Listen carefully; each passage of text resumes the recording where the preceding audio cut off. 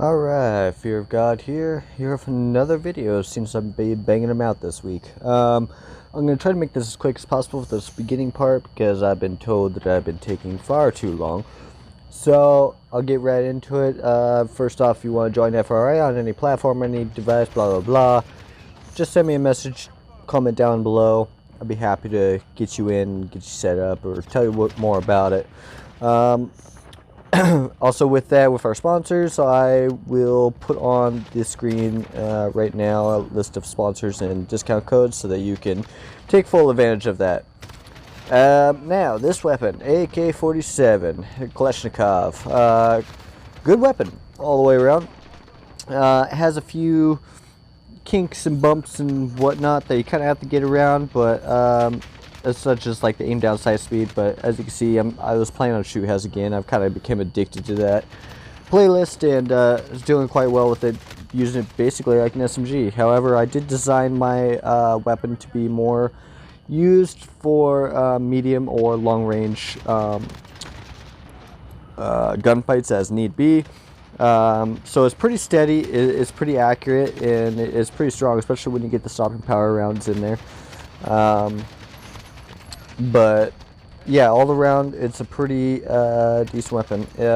After the video is done, if there's any additional weapons you want me to do, just let me know and I will do them next. Right now I have planned to do the Scar H tomorrow, and go ahead and put out a video for that either tomorrow or the next day, depending on how everything goes. I don't know about y'all, but my Black Friday has been absolutely insane.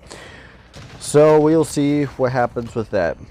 All in all, things to look out for this weapon are like the ADS sight downtime, like I said. The recoil is a pretty predictive one.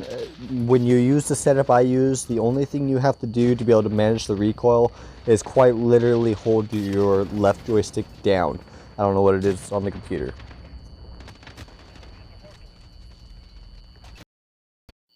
Alright, so without further ado, we'll get right into the actual build itself. So with this one, I have on the compensator for the muzzle, which gives you recoil control with the minus of aim down sight speed and aiming stability. The recoil, like I said, is a little bit wonky on this until you gotta get used to it.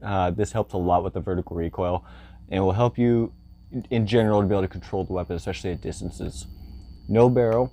I run the tack laser, which gives you aim down sight speed, aiming stability, aim walking steadiness at the column that the laser is visible to enemies when you're aiming down sights. It helps a lot, especially when you're in those close quarter combat situations. The only change I would make to this is if I was playing on a map that has a little more range to it, then I would put on the VLK 3.0, which is the only sight that gives you aim down sight speed, which will negate out the difference in the that you would lose from changing out the tack laser. It's at the column of a zoom level, but it's not really a con in my opinion. It's actually better than the iron sights. I'm not really sure why that's a con exactly, but hey, that's Activision for you, or Infinity Ward. But anyway, moving on, we'll go into the stock. I run the skeleton stock, which gives me aim, walking, movement speed, aim down sight speed at the column of aiming stability.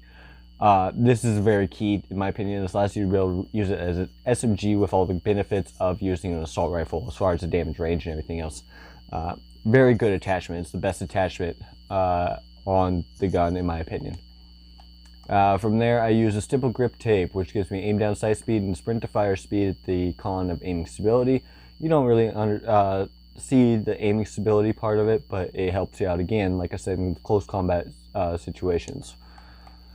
From there, I run the Merc foregrip, which gives you more recoil control and hip fire accuracy at the columns of aim walking movement speed and aim down sight speed. But if you remember, the skeleton stock negates out the negatives of this particular grip, so you really have nothing but positives on this particular weapon.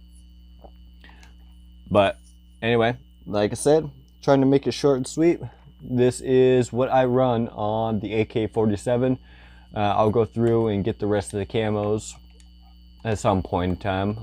Probably going to go through and just do a basic weapon guide on every weapon, I think, before I go in and finish out the rest of the camos. But anyway, if your guys out, feel free to add me up, and I'll see you in the next one.